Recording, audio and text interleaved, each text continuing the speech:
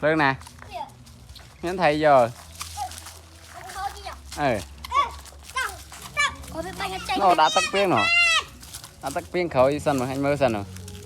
bây giờ sao xe của anh sân à lên của anh khlang à đã tắt rồi bây giờ xem xe vô tới là bánh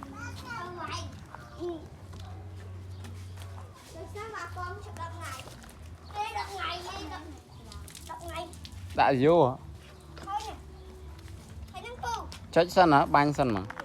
đau bên đây mà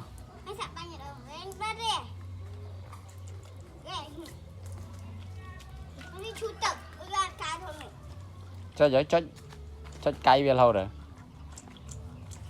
chạy nhà khai nhật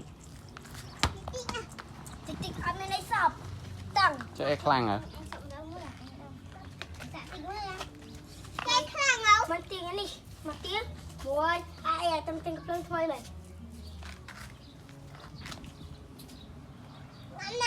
nó khó chứ nào nó khó thì có việc không cái này vậy được lắm này